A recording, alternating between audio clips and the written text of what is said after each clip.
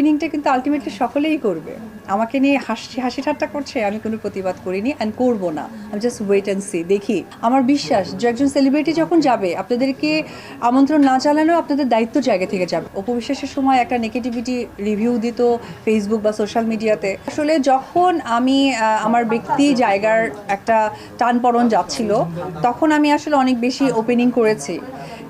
এই কারণে ওপেনিং করেছি আমি, খুব টু বি অনেস্ট। কারণ সব থেকে ইম্পর্টেন্ট ব্যাপার হচ্ছে যে আসলে কাজের পেছনে নিজেকে সামনে এগিয়ে নিয়ে যাওয়া, পাশাপাশি আপনি বলতে পারেন ফাইন্যান্সিয়ালি একটা বড় সাপোর্ট। যেহেতু আমার সেই সময়টা ফিজিক্স ফিটনেসের জায়গাটা আমি একেবারেই প্রস্তুত ছিলাম না একজন নায়িকা হিসেবে। তারপর হয়তো টুকটাক কাজ করেছি, হয়তো দায়িত্ব জায়গা থেকে বা কমিটমেন্টের জায়গা থেকে, সেই জায়গা থেকে আমার আসলে ওপেনিংটা করা হয়েছে। কারণ ওপেনিংটা আসলে একটা আর্টিস্ট তার গুড প্রেজেন্টেশন দিয়ে ওপেনিং করে এবং সুন্দর একটা ব্যবসা প্রতিষ্ঠানে যাত্রা শুরু করার জন্য আহ্বান জানাই আমার দর্শকদের মাধ্যমে এবং সাংবাদিক ভাই বোনদের মাধ্যমে। তো এটা আমি এত বেশি সংখ্যক করেছি, আমাকেও সকলে চেয়েছে, আমি করেছি। কিন্তু একটা মহল যেটা হয়েছিল যে আমাকে স্ট্রিক্টলি বলতো যে ফিতা কাটা নায়িকা অপু বিশ্বাসের সাথে। তো বিষয়টা আমি কখনোই দুঃখের সাথে দেখিনি, আমি এই কারণে দেখিনি কারণ it's part of my job.